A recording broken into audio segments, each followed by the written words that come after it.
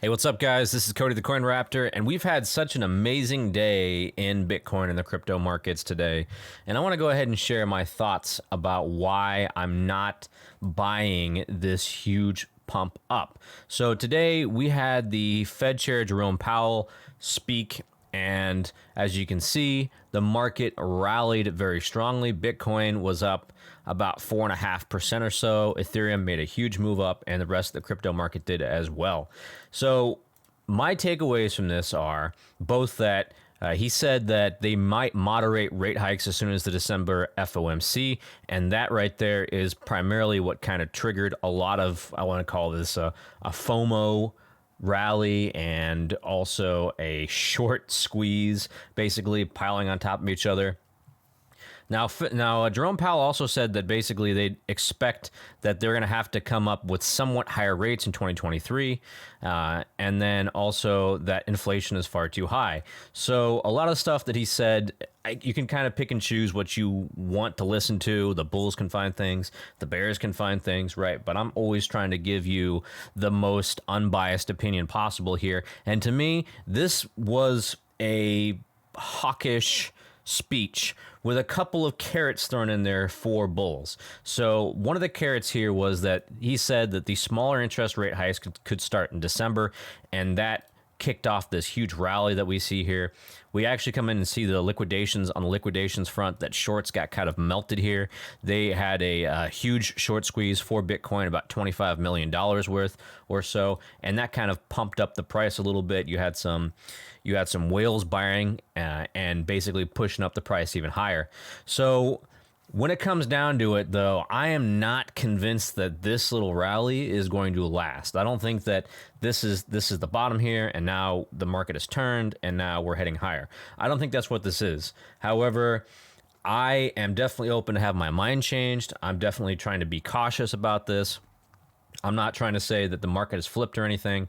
I'm going to wait for a certain confirmation first before I make that decision and that call. So in regards to Bitcoin, what you can see here is that we still have this decreasing volume over, I'd say, about the last month or so. This decreasing volume has made it very difficult for any sort of huge moves to happen in the Bitcoin price.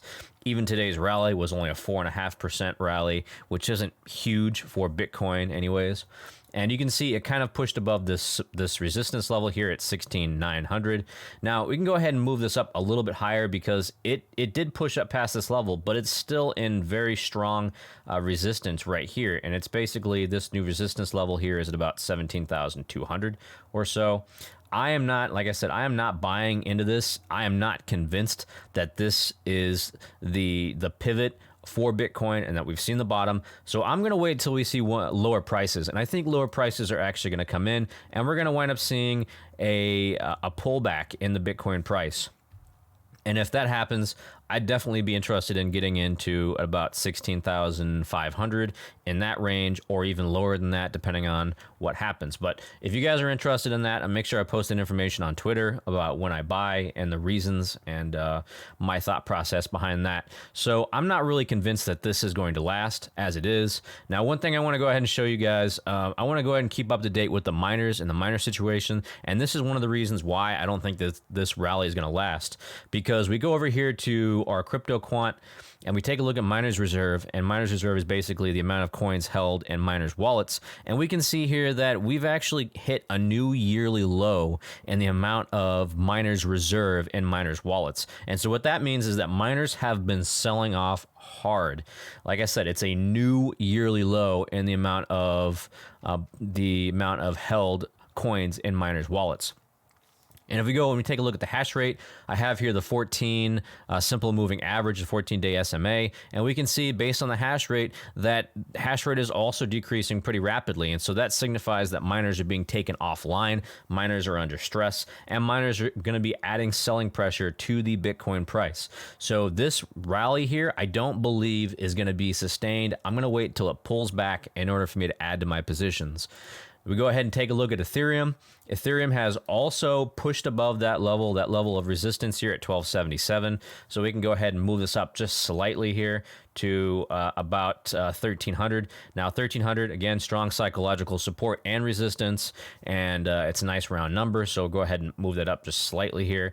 But that's the new resistance level. If you're bullish on Ethereum, it has to push above this level and then make a very strong breakout upwards. We also go ahead and take a look at our Binance coin. Now, Binance coin is a little strange because Binance coin did not make a monster move like Bitcoin made and like Ethereum made. In fact, Binance coin barely went up at all. It's been stuck in this range. It likes to stick around this $300 range, which is basically what I said yesterday. I expected this thing to kind of just stick in this range, and it seems to be kind of stuck in that for now, and it wants to be trading sideways. So there's not really much action going on here with Binance coin. All right, so that's all I've got for you guys today. If you like this content, let me know. Like, subscribe, and then go ahead and follow me on Twitter as well. I'm going to be doing another video again tomorrow just to talk about some of the other thoughts about things that happen in the market, and of course how crypto and Bitcoin reacts to the events later this week. All right, so this is Cody the Coin Raptor, and I hope to see you in the next video.